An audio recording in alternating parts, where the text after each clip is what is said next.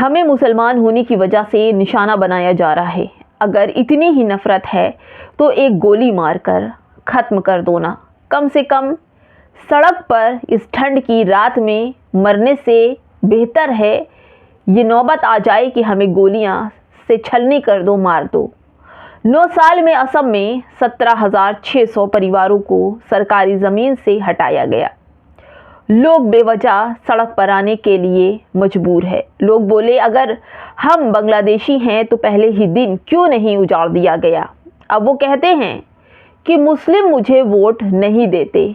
ऐसे बयान से सत्ता उजड़ जाती है। बेकसूरों का कसूर इतना कि वो मुस्लिम है। नमस्कार, आप देख रहे हैं बामसेफ न्यूज़ और मैं हूं आपके साथ शैला। असम के सीएम हेमंता बिस्वा शर्मा मुसलमानों के एकदम खिलाफ नजर आते हैं।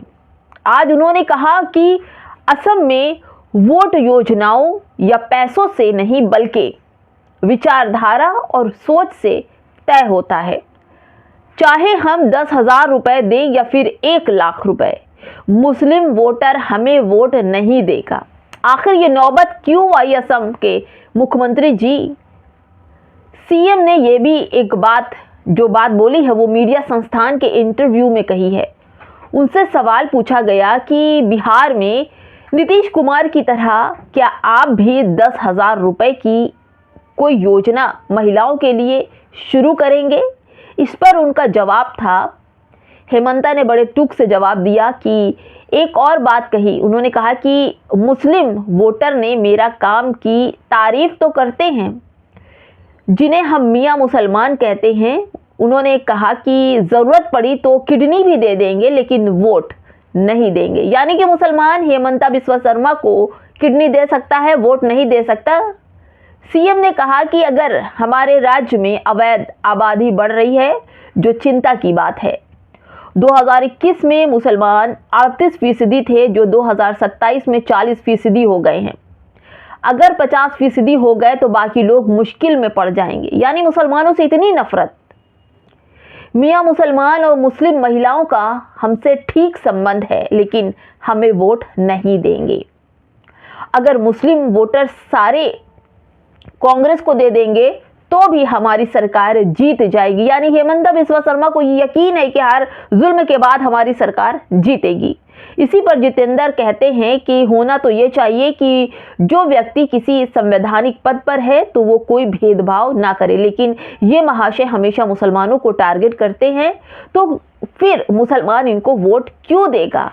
इन्हीं की बहस पर एक अविनाश है, वो कहते हैं हेमंता बिस्वा शर्मा को कहते हैं कि एक सामाजिक नहीं बल्कि सांप्रदायिकता की उपज है और इसका ऐसा कहना कहीं ना कहीं अति आत्मविश्वास को दर्शाता है। आका ने बोला भी होगा सरकार अपनी ही बनेगी, इसलिए ये बड़े हिताव से बोल रहे हैं। यानी कि इनको पता है कि चाहे हम कुछ भी कर ले, सरकार तो बीजेपी की ही बनेगी। दोस्तों, उन्हीं की बातों को आगे बढ़ा रहे हैं संतोष। ये यूज़र हैं, ये कहते हैं कि शर्मा जी इसी बुनियाद पर भाजपा में आए थे और भाजपा ने उनको हाथों हाथ लेते हुए उनके हाथ में असम की डोर सौंप दी। अब तो जहर उगल रहे हैं क्योंकि उनको पता है कि भाजपा को उनसे क्या चाहिए। ऐसे लोग सत्ता बदलते ही अपनी नीति बदलते हुए तुरंत अपनी ही बातों से पलट जाते हैं। ऐसे लोग किसी के सगे नहीं हो सकते। ये सारी बातें कही जा रही है ट्विटर पर और ये सब के सब हिंदू समाज से आते हैं। द हंटर जो एक यूज़र है वो लिख रहे हैं कि असम के गोलपाड़ा में मस्जिद, दरगाह, मदरसा और 2,000 परिवारों के घरों को अवैध बताते हुए उन्होंने ध्वस्त कर दिया गया। भाजपा शासित राज्यों में सुप्रीम कोर्ट का जजमेंट भी मायने नहीं रखता इन लोगों के आके। वहाँ पर सिर्फ तानाशाही मायने रखती है। ऐसे में सवाल आता है कि हेमंता बिस्वा शर्मा मुसलमानों को लेकर जो नजरिया रखते हैं, ऐसा लगता है कि उत्तर प्रदेश में योगी आदित्यनाथ और असम में दूसरे योगी आदित्यनाथ असम के हेमंता बिस्वा शर्मा हैं। जिस तरह से मुसलमानों के खिलाफ विचारधारा रखते हैं दोस्तों, वो बड़ा ही अजीब है क्योंकि ये ढूंढ ढूंढ कर पहुंच जाते हैं मुसलमानों की दरगाह, मस्जिद, मदरसे। यानी कि जब एक सीएम, एक ऊंचे पद पर बैठा व्यक्ति मुसलमानों की जड़ें खोदने में लग जाए। ये सोचिए, जब राजा ही प्रजा का सारी चीज़ें छीन रहा है, उनकी जड़ें कमज़ोर कर रहा है, तो फिर मुसलमान आगे कहाँ बढ़ेगा। सबसे ज़्यादा हेमंता बिस्वा शर्मा को इस बात का दर्द है कि मुसलमान 38% से 40% हो रहा है, और ये अगर 50% हो गया तो ये सोचिए आगे कुछ बचेगा ही नहीं। यानी कि मुसलमान जो है क्या डायनासोर है जो मुंह खोलेगा और सब कुछ निगल जाएगा। इस तरह की सोच रखने वाले एक सीएम को बिल्कुल शोभा नहीं देता।